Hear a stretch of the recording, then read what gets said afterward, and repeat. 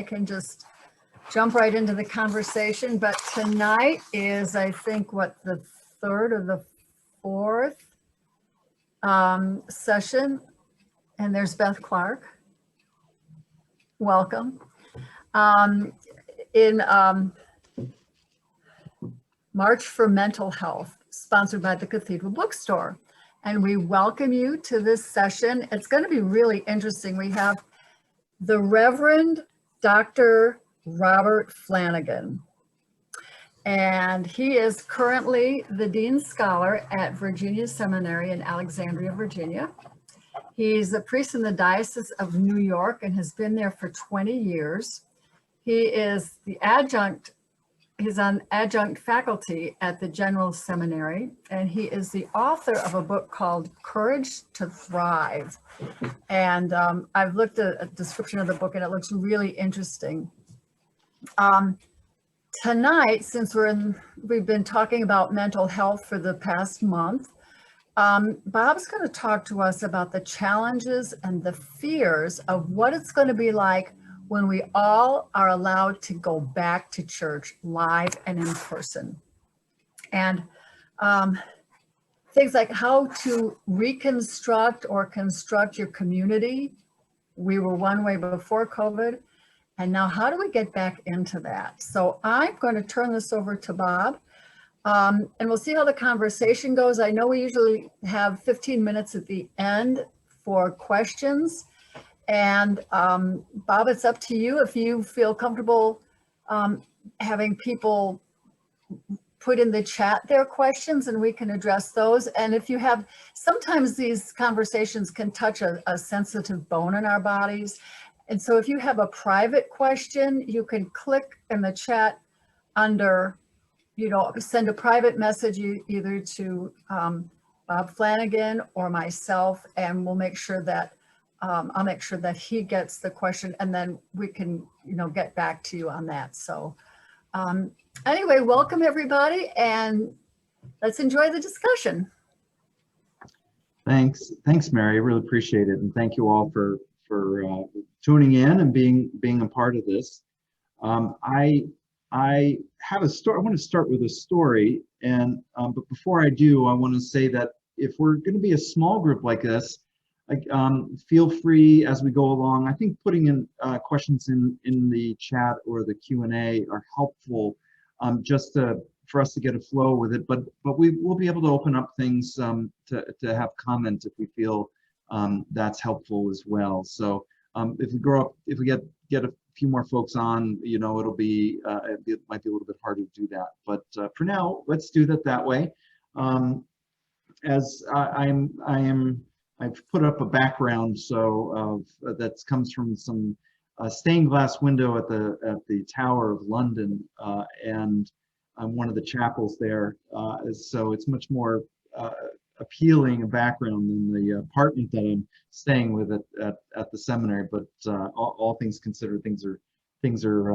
I hope you don't mind the background. I was thinking putting up a palm tree with the waves coming in, but it might be a little too send you off in a way. You might think, wow, it was a great presentation. It made me feel so good.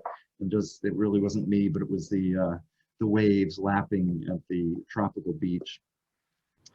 When I think about coming into, when coming back into church, for a lot of people, I'm reminded of a story, and then I want to share a reading from the Bible that also that I think draws in and kind of tells what we face and some of the challenges that we have. When I was in fifth grade, I changed schools, and the first day of school, I went down to get the bus at the bus stop, and I went down at what I thought was the right time, and being one of the middle children in my family at that time, you just kind of go, it's time for you to go, you're running late, or you should get going to the bus stop, and out the door I went. And I waited down there for some time and realized, it came back up at one point and said, okay, I think I missed the bus. Eventually, I got a ride to school. Eventually, one of my parents drove. My mom drove me to school, dropped off, went in there. School had already started. They said, well, you go down that hall, and then you make a right, and you go down, and it's this class, Mrs. Quinlan's class. It's down, and I do think they brought along somebody to make sure I didn't get too lost. But having never been in the school before, and having had to change schools, in part because of the busing changes that went through in the 70s. And I walk into class, and the class had already begun, and students are already broken up into small groups and by month. And I went and sat with my group, and I was late to school, a new school, new students nobody really knew, in a new building, and everything had already started. And there I get to sit down, and when it was my turn to speak, I burst out into tears. And nobody really knew why. I wasn't even sure if I knew why I did, but I did. The teacher pulled me aside and went out in the hall and just kind of, what's wrong? I didn't really have a reason. It was just an overwhelming and traumatic experience. And I think for some of us, as we begin to re-engage with our lives in church, when we begin to be in person for worship, or even in programming, Bible study, or a adult forum, a social event, we may get overwhelmed with our emotions and not know really why that's happened. And we don't realize, or we're not sensing that, gee, just coming back to the place that is our spiritual home, it can flood us with memories and flood us with emotions. And the loss of time, a year without being present in our worship spaces, or a year partly being outside of our worship spaces, and yet and then being back, but not everybody being back with you, and having people over time kind of come and try things out. And some people may be thrilled, our extroverts could be thrilled about being back and being really excited about connecting with everybody, and oh my God, how you been, and wanting to hug everybody, where others could be for not even know that they're frightened and not even aware of the challenge that may involve. And so for some of us, there are some deep emotions of just coming back to this familiar space that will be there. And then we may be around a lot of other people with deep emotions about coming back into the space. We might kind of run across that and go, well, why were they so upset with me?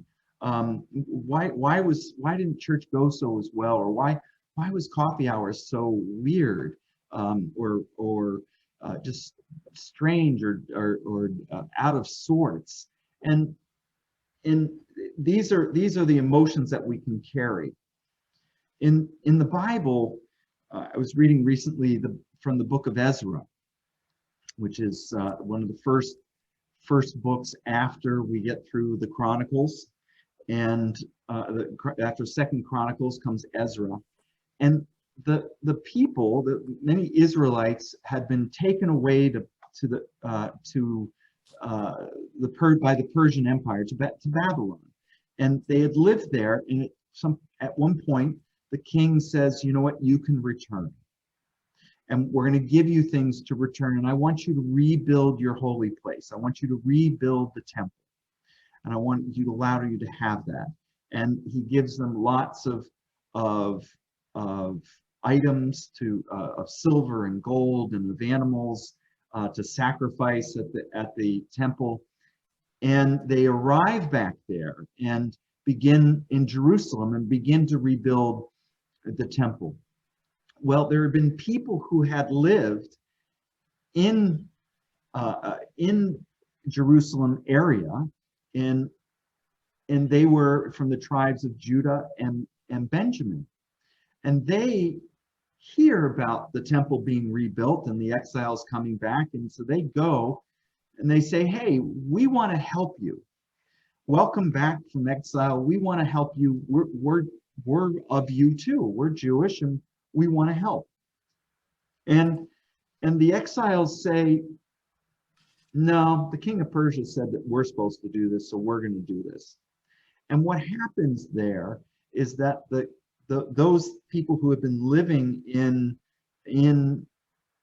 the Judean countryside and in the areas of the tribes of Benjamin and Judah, well, they turn around and they write the king back in Babylon and say, by the way, you can't trust these people. They shouldn't be building the temple back. They shouldn't be reestablishing the community. You can't trust them. Look in your history books. And lo and behold, he looks in the history books and finds out, yeah, there was the history is that there was troublesome. The tribes around Jerusalem and the Israelites were troublesome to that to the Babylonian king empire. And these two come together in what I want to talk about tonight. In that one, we're talking about, in part, how do we rebuild community? And what are the steps that we do so?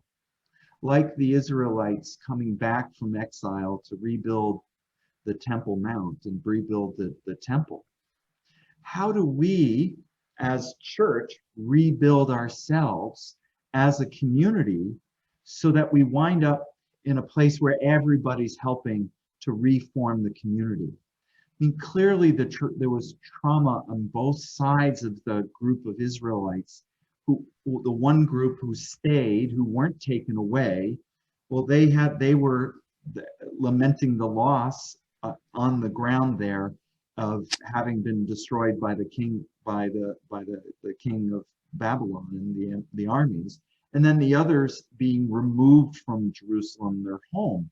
And so we have that sense of trauma and longing that are coming together in reestablishing the temple, the place to worship God. And I think that speaks metaphorically to what we're all going to go through in the next year or so as we all reopen our churches to one degree or another. I in New York have been working in churches that would allow 25% of the people of the space to be open for seating. We anticipated that to be, wow, when that happened over the summer, we figured we'd have lots of people coming to be with us and we might have to offer additional services. Well, in truth, only half the seats that could be taken were taken. That a lot of people stayed away because for a variety of reasons. And I think that as we begin to reconnect, we have this sense of those that are going to try to come back, and maybe they come back for a week or two. Maybe they choose to come back once and then stay away, or maybe they say we want to remain virtual for a while until things are settled out. And so there's going to be a variety, I think, a large variety of people re-engaging at different levels. And until we find some sort of comfortableness about worship again. So that's part of what I want to give to you tonight, is that sense of for you to think about what it will be like to return to worship, and how do we do it. On the one hand, I would say in rebuilding community is to have this sense of self-awareness and acknowledgement. In my book, the first spiritual exercise that I include is acknowledgement, and from a mental health point of view, it's so critical for us to move from a place of understanding mental health distress and the struggles associated with it. We first have to say to ourselves, wow, I'm not myself, or I'm not in the place that I want to be, or I'm not that I need help from someone. In my excuse me, in my book I write about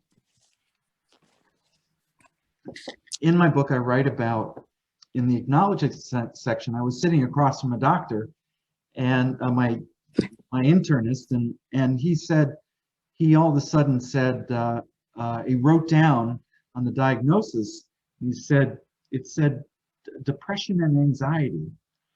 And I said to myself, my name's on top of that sheet. I guess, do I really have, is this really what I'm struggling with, depression and anxiety? And it took looking kind of at it upside down across the desk to think, well, I guess so. I guess that's what I'm struggling with. And it had been a long time that I'd been struggling with it. And for me then to begin to recognize that was really helpful. And I think as we come back to church, and as we eat and this will be, we come back to church and everything's fine. But in 2 weeks from now, right? 2 Sundays from now, we have Easter. How many people are going to show up? Do I want to be there? Is it going to be okay? Do I just stay home and watch it on my computer, on the TV? Am I okay? And acknowledge in that hesitation it's not anxiety, it's not depression, no sense of clinical nature, but it is in sense of a challenge that we are facing, an emotional challenge that's within that.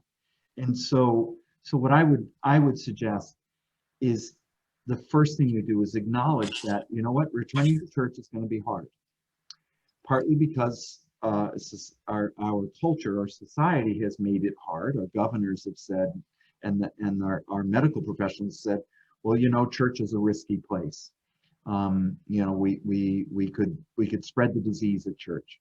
Well, we have to acknowledge that that's just in the water. I mean, that's a part of our experience. And if you don't experience it, others are going to be experiencing it and thinking that, and there's going to be fear around them, and a fear that some people may have if we say, well, what are we going to do with the peace?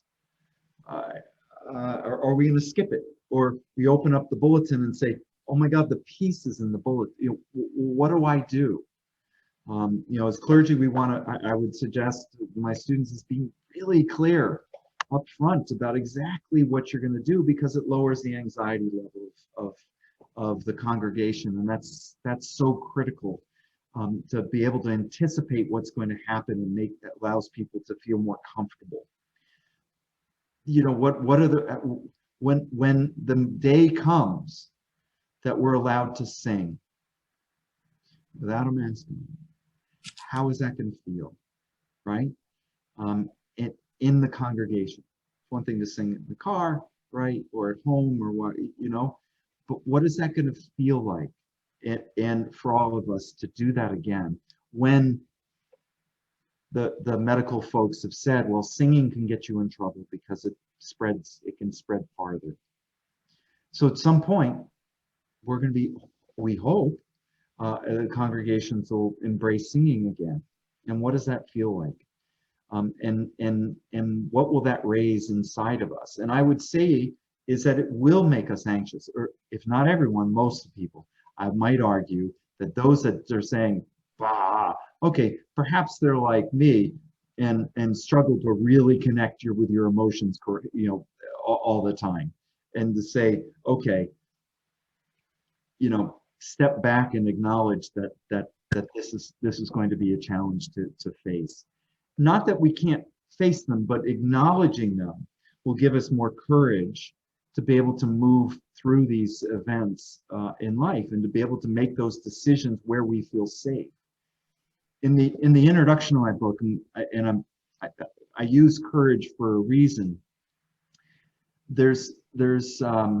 I play with 2 points in the book, and one is from Dante Alighieri's poem, The Inferno, and part of that speaks to him in the poem, kind of recognizing his own spiritual and, I would say, emotional or psychological distress that he's in that he says, in the middle of my life, I found myself in a dark wood, and he was lost. And in that space, he was unsure where to go. And eventually he gets a guide to help him through the levels of the inferno, the circles of the inferno. The other author I address and I use is Lord Moran, and he wrote a book on his understanding of what happened in World War I, and it called The Anatomy of Courage. And in it, and I think this plays out so importantly to what we're about to experience. He said that there were many frontline soldiers that would be fine, they would be handling everything, the shelling, the under assault, the attacks, and then you could have his best soldier, and then something will happen, and all of their courage will have evaporated. Some traumatic thing happened near them, and they were no longer effective. And what he found from his study of courage is that interestingly, courage has a moral aspect. He found that people who were moral people on the street back at home were the best soldiers on the battlefield. That those that lived a good moral life made better decisions under fire or in stressful situations. It's a nice, I would say, for grandparents to reinforce to grandchildren why come to church. Why learn about the Christian faith is because it's going to give you courage to face the difficulties of your life. Secondly, he found that courage is expendable, that we don't have an infinite well of an unfathomable well of courage, that eventually our courage can run out, whether that's just a little bit day by day or all at once, depending on a situation. So when we address the reason courage is so important in mental health distress and struggles, is that there are times when, just getting out of bed is enough. Just living, just doing the basics of your day requires as much courage as you have, and that's enough. And then other days, everything will seem and feel fine. You can do the full day as however you normally do it. But there will be days, because courage is expendable, that you need to stop and recharge. And they found that coming off the line, that not being right in the trenches, but getting reprieve, can refill that courage. So those are the two things I think as we look at in terms of in the second exercise that's so critical in this, is that it will take courage for some of us to go back to church. I think it will take courage for all of us to some degree or another, whether we recognize it, and it may that what we face for a variety of reasons may be easier for us than for others. But acknowledging that we're going to face some challenges, and saying, okay, do I have the courage to do this? And what I say to other priests when I'm trainings or teaching them in seminaries, I say, you only have to be more courageous than yesterday. Right? If you're in a difficult situation, you don't have to get it right every single time. You just do a little bit more than the day before, and you'll get there when you're under a deep stressful situation. So, but recharging, and taking care of yourself is so critical. In mental health, it is so critical. And we'll see that in re-engaging in church, I think will lead that that way. One of the bigger questions that, and perhaps we can think out loud about it, is what will you do around communion?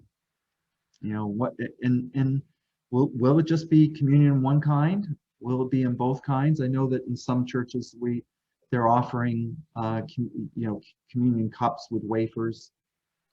Is that where we're going to go? That's a very Presbyterian model or a very congregational model of communion. That's not our tradition. Or do we have people not drink from a common cup anymore? I mean, these are the issues that are real. I did a survey. It will be published the results are going to be published in the Diocese of New York's magazine. It should be the spring issue, so it's not quite out yet. But one of the things that we found around that in that study is I found that there are about 60% of people responded to saying they're not going to take communion for a while. Either I'm not, a group of that is I'm not going to take, not communion, but I'm not going to drink from the cup. And then another group saying, I'm not going to drink from the cup until the CDC says it's okay. And then another group, the other remaining 40% was like, I'm drinking from the cup. That's how we do this. And I think it's, again, it's kind of where I think that's something you work out with your clergy and the bishops and what that is on that sense from their side of it. But then on your side of it, the receiving of that is that sense of, well, what does this mean as Episcopalians and Anglicans about the common cup? It's an interesting and challenging question. And my personal peeve is intinction. I really can't take that. It is because that's about the least sanitary approach to the whole thing. Personally, if I find myself enough time, I'd say, okay, I'm going to find a couple churches and say, let's take a swab and let's test to see what's on that cup, right? Let somebody actually do this, and kind of say, okay, and maybe because of the high alcohol content and the silver and the wiping and the turning and the whole thing that we go through, right, done well, it's all fine. But let's study it a little bit. We need to. It's just one of those things. It's like we're not going to get to a place where everybody's going to feel okay about this until I think we're at this place where back from the last time we had what was it, SARS or avian, whatever, the one 10 years ago. It's where we all started to use, all the clergy and everybody at the altar were using the hand sanitizers. Is that what it makes a difference? I don't know, but that's actually an interesting question. And I would say, whether you make your own choice about that is one thing, but the real question is, and I would kind of ask to you but it's how do you feel about it? And what does that look like for you? Where do you fall down? Where do you just settle on it? Be interesting, right? So I think so here's a couple of things. I want to give you some tools. But before I do, I say, if you have any questions or anything, thoughts on mine, we can certainly take a break at this point before I transition. If anyone wants to kind of pop in, I'll pause for a moment. Yeah. So we see a question or a comment that someone has about being comfortable with doing it virtually, and it would I would say here's one of the things to consider and think about, right? And the bishops aren't in one place on this. And the seminaries are not in one place on this. Some of the seminaries are saying we need to teach a common cup. That's it. or in-person communion only, right? And if you're not in the building, it's not, doesn't count. Like, so if you're watching it from home, and I'm going to say, I'll be clear, and in the Diocese of New York, I have a minority view. I believe in the real presence of Christ can speak to us virtually. I don't think that being in another, being in a worship space like we are in this sense on Zoom and praying as a community it diminishes the ability of Jesus to affect us and through worship. What will I need someone to, and I think I should have you muted. I'm getting a feedback. Is that better? Yeah. Thank you. Or whoever. Yeah.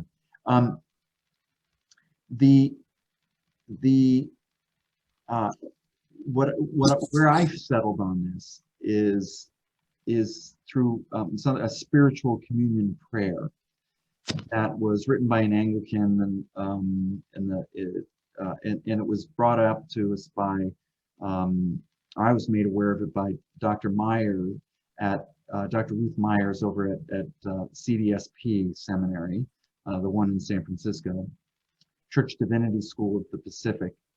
And she spoke about the real presence of Christ being with us and available to us through our own praying of something like, I acknowledge that I'm not in the presence right now and can receive communion the way I want to.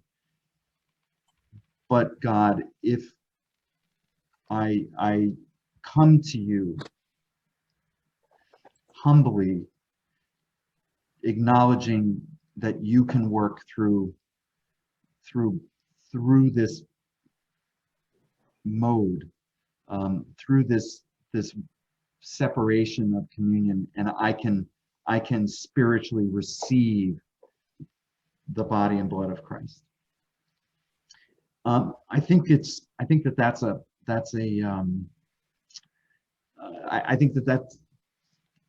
a good solution, a good way to go forward. And I think, as we go forward with folks being at home, receiving communion, I think going forward, this kind of blended in-person and virtual worship that we're going to have. I think these are issues that we'll have to confront. So leading us back to the area of my work and what to do. I talk about asking for help and the importance of asking for help. And I think that as we come to church to acknowledge to other people, to say, you know what, at the peace, I'm struggling, or in coffee hour, or coming in and you're seeing ushers for the first time and saying, this is hard for me. Or seeing a neighbor and in the pews and looking across and saying, they don't seem quite as comfortable. And how can I help them in prayer or or through a kind word, and to help them understand that I acknowledge where they are, and that they can have the resilience and strength because of my kindness to them. So I think asking for help and being there to offer help to others, I think, is going to be critical. The other piece of this is to be kind to ourselves as we come in. I write about self-kindness, and I write about self-forgiveness. I wonder, can we forgive another person if we can't forgive ourselves? I like that, the line in, we have in the Lord's Prayer, right? Forgive us our sins as we forgive those who sin against. Well, right, that's in there. We all know it. But the other piece is, I forgive myself my sins. And I know, God, you can do it, but are you willing to receive that grace, right? Are you willing to to say, I forgive myself for these things as well. Because a lot of us, and I find people these days, forgiveness is one of those real sticky points between us and the non-Christians. And I think it comes down to, Christians have the ability to receive forgiveness from God, and through that we can self-forgive. And if we can do that, it's not cheap. It's not, Desmond Tutu pointed out that forgiveness is not something that's cheap. It's very costly, but very important for ourselves and for our lives as Christians, and for us to grow is through that self-forgiveness. I remember a student of mine that I taught in high school when I was teaching high school, and she came in all flustered. She was one of my advisees, and she says, I said, okay, Tammy, what's wrong? And she said, okay, so-and-so, whoever, somebody had wronged her somehow. And I said, well, maybe you're gonna have to forgive them. I might forgive them, but I'm not gonna forget, right? And but is that really forgiveness? For a 16-year-old, that was pretty good. I go, okay, we're getting there, we're learning. But I think it is for our spirituality. Can we forgive others? And if we can't, what is it in ourselves that's holding us back to it? What is that self-forgiveness, what's that peace in ourselves that we are seeing in someone else that we can't forgive? I used to talk, somebody came up with, it's not something that I developed, is somebody would say, well, pointing a finger at somebody else, like, this is, you did this to me, you've done all these things, you're the bad person, and you were unfair or unkind or mean to me. And I would say, well, there was a line, it was like, well, you have one finger pointing at the other person, you have three fingers pointing back at yourself. Or I heard at a Baptist church once, someone say, we always see the sin in other denominations, that are the ones that aren't our problems, right? And so we kind of look at those other denominations. They're no good with whatever. I'm not going to get into it. That they can't. Look at them. See, they have the problem. But it's always easier to criticize the other denomination, isn't it? It's always easier to criticize with the Catholics or the Baptists or the right? But the challenge really is, what do we Episcopalians, what are the things that we don't want to forgive ourselves for? What are the things what are our sins that we want to look at everybody else so that we don't look at our own?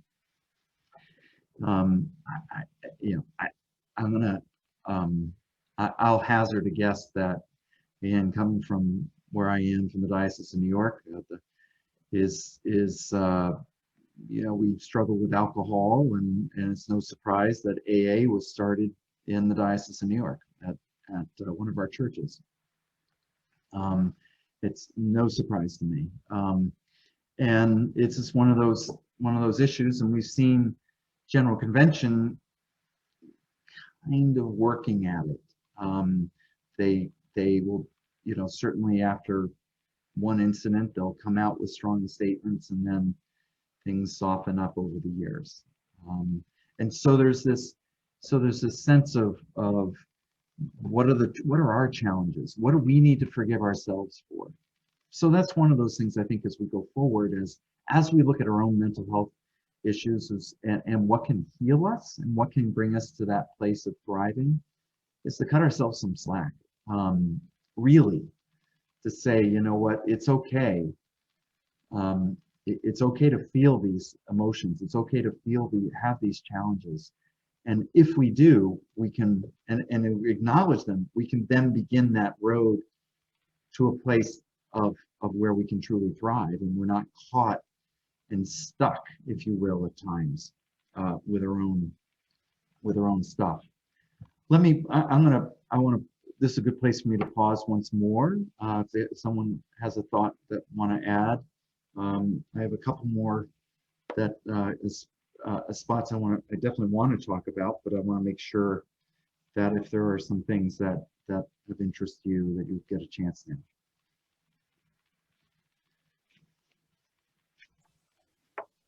Well, I'll say something because I've been working on this year, and that's self-forgiveness. And I find we have been taught about forgiving others like our whole lives, and not about ourselves. God forgives us. We ask forgiveness from God. And then I was wondering, is that sort of a way of self-forgiveness? Maybe, but we're taught to forgive others and don't have the tools to forgive ourselves. Now, I'm learning those, and it's kind of tricky, but man, what a relief it is. And so now when we get back into church, if I, so what do you do when you say the piece? But what if you really want to hug somebody and you really can't?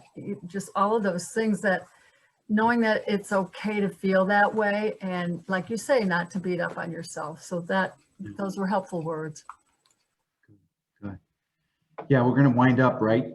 Giving a hug to somebody, or to shaking somebody's hand, or whatever, giving the peace, and we're like, oh my God, I just broke all the protocols, what did I just do? And was that okay? It's kind of middle school all over again. It's this awkwardness that we're all going to have to kind of go through.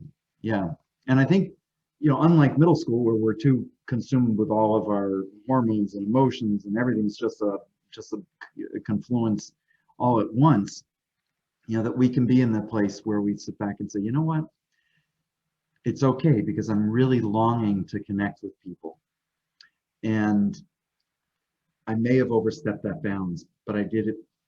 I can forgive myself for doing that, and it'll all be, can I just let that go?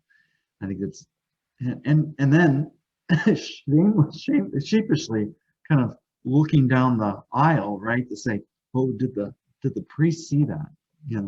Uh-oh, am I going to get in trouble? or the ushers, or whoever it is, that the liturgical police, or the liturgical guard of your church, right? That kind of take care of that. That you're right about that. And I think the Jesuits have, from Ignatius, right? They have the daily examen, which is a method by which someone discerns their actions in life. And at the end of each day, go through a process of saying, well, I did this, this was good, and this was not so good, and Lord, forgive me for it. I wish they had a piece in there, and it's not for a sense of hubris, but I wish they had a piece in there that said that, and I forgive myself as well, that I've let these go to God. Can I let them go outside of myself, right? Because I think sometimes we can be pretty hard on ourselves, and we want to do that right. And there is this sense of what the monastics would very much call out each other for scrupulosity, which is this over piousness. And I am such, I'm such a sinner, and trying to outdo each other in these things. But I think we'll get self-forgiveness should bring us to a place of humility and an understanding of our need and longing for God's help. And ultimately, that's what we need. We can't do it on our own. And to truly come to that place of grace is not just letting it go to God, but letting it go from our own heart and soul on that. And that's one of those things, I think, is the exercises, the 40 exercises that I have. That's probably one of the most important ones that I like to highlight.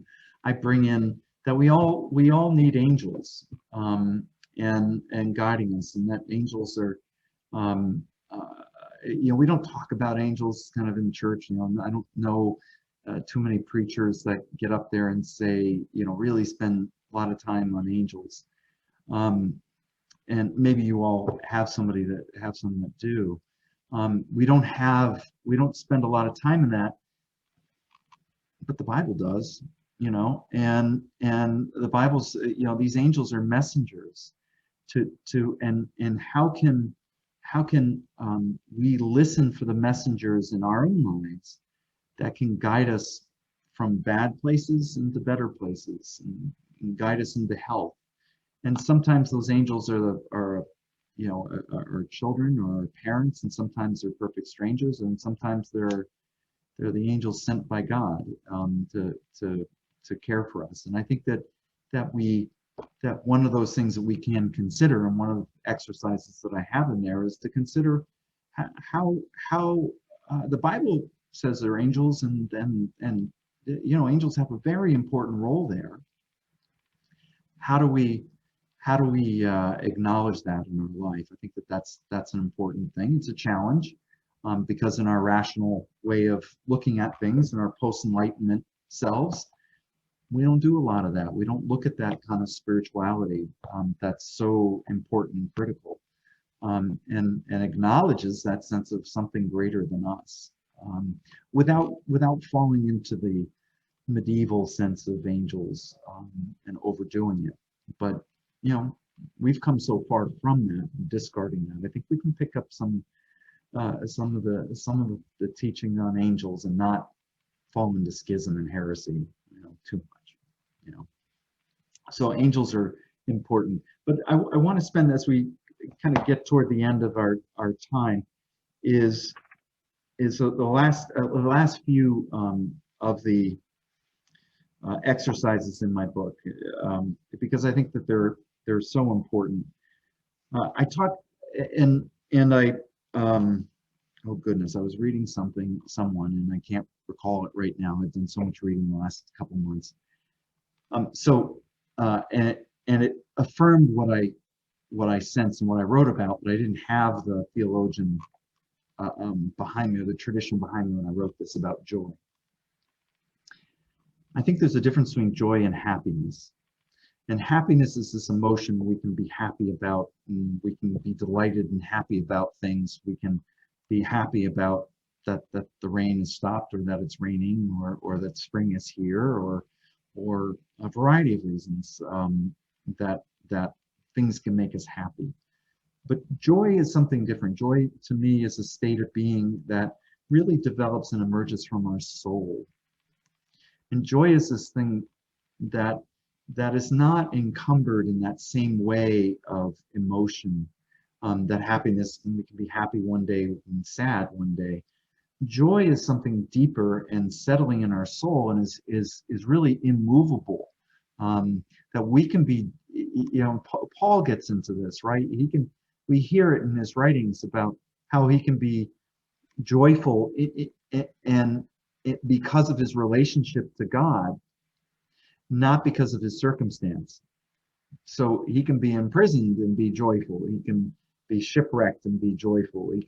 He can be struggling in all sorts of situations that are difficult and be joyful. And I think that's a joy, and why I talk about that joy and hope are really key to thriving, is that when we allow ourselves, when we forgive ourselves and we're kind to ourselves and we accept the grace of God into our lives, that we begin to allow ourselves to live in joy. And to live in joy is this understanding of grace and hope and love of God that is immeasurable. And so it's important for us to develop and to contemplate and think about how much joy matters in our lives.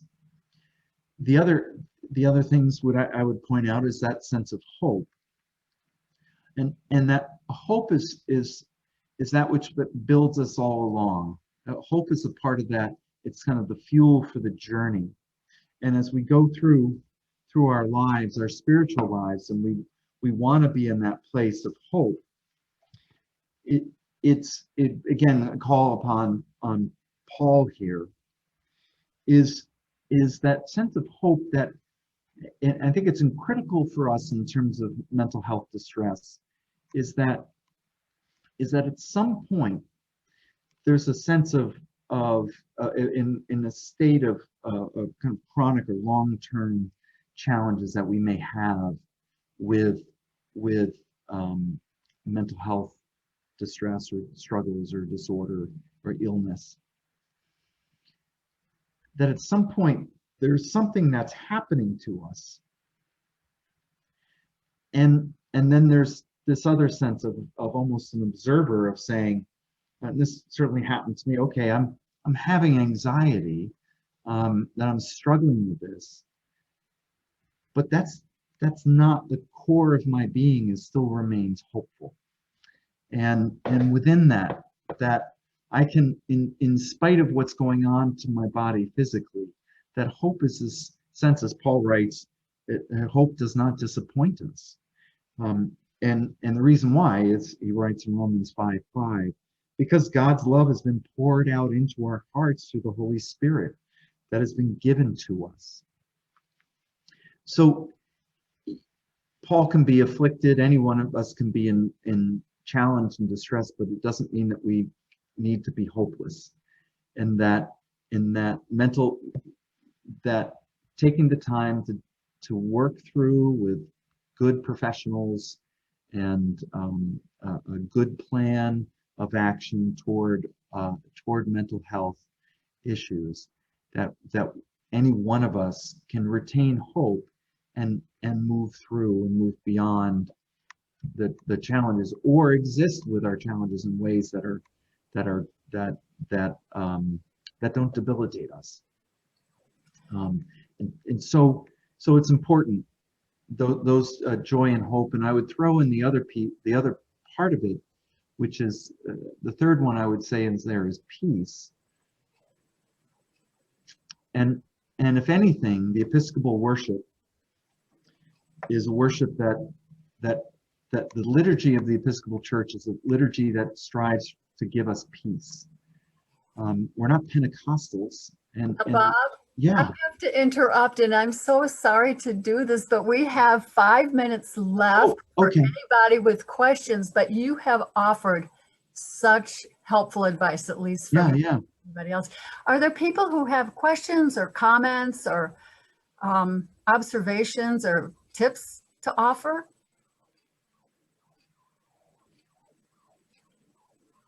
They're all hopeful for more words. Yeah.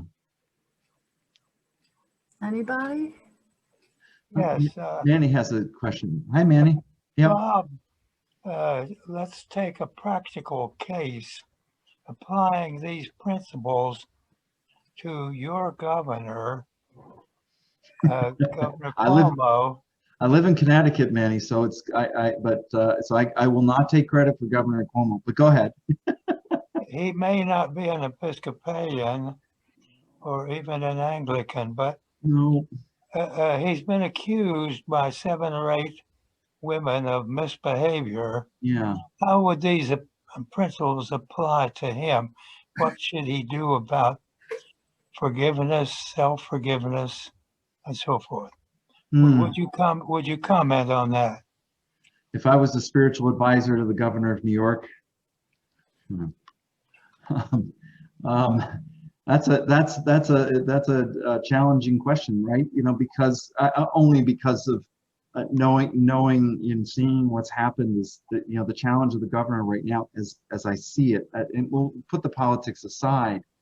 Let's look at it in terms of the man himself, right? Right.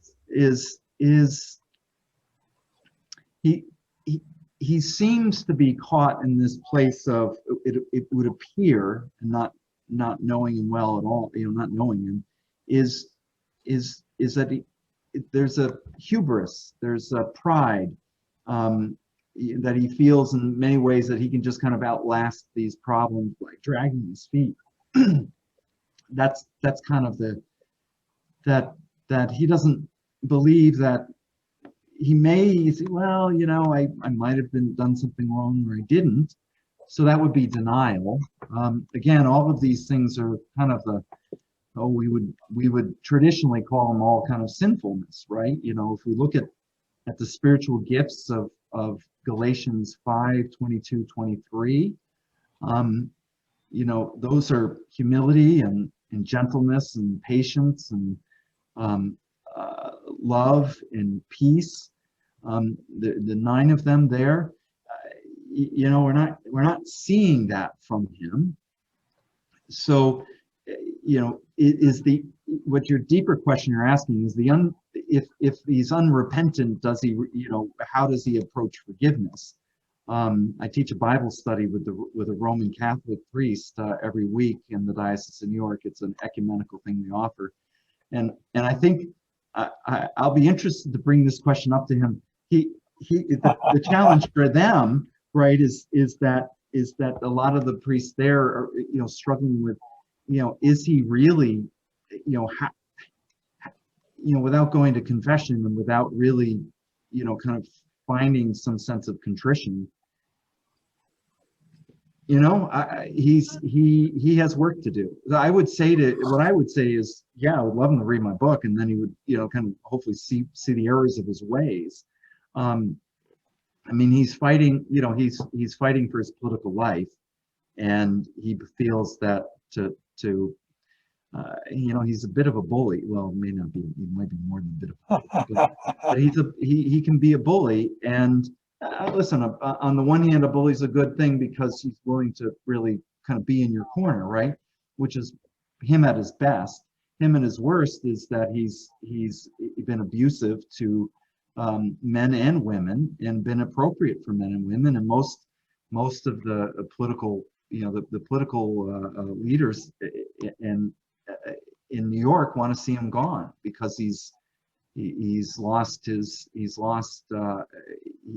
ability to govern because of his, let's call it, covers the sinfulness of pride and self-deceit. You know, he's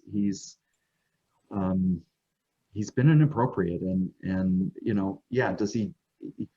That's from the clergy side. Does the man deserve due process and the political will? You know, the political procedures that are part of American society and culture? Sure, you know, but does he need to put himself in a?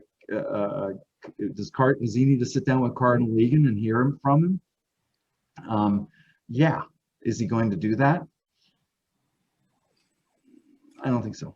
It's a question unanswered, and it's 7 o'clock. And it's time for, if anybody else has a quick question, we can do that. But we like to honor everybody's time and the commitment to the book. My book, my book's available at the bookstore. You know, the other place, if you want, you can order my book through my website, which is robertdflanagan.com, and you'll get a signed copy. That's the advantage of ordering it through there, is I can get you a signed copy as opposed to at the bookstore. But it is available at the bookstore, and it's also available in the other major book outlets that will go nameless, because you should buy it from the bookstore. Right. Support the bookstore. So, right. But I've enjoyed it again being with you all. Well, thank you very much for your time. It was extremely interesting, and I know for me it was very helpful. And perhaps, you know, we'll see you again on a Zoom chat. So, and thank you everybody for joining us, and for those of you who'll be watching later, appreciate you're watching us later. And we'll see you next week for, I believe it's going to be Cynthia Park, who has been with us for conversations with priests before, and she will also continue our conversation with March for Mental Health. Yeah. So, thank you, everybody. Thanks, Manny. Look forward to seeing thank you this very summer. much. Yeah. Thank you guys. Yeah. Take care. God bless.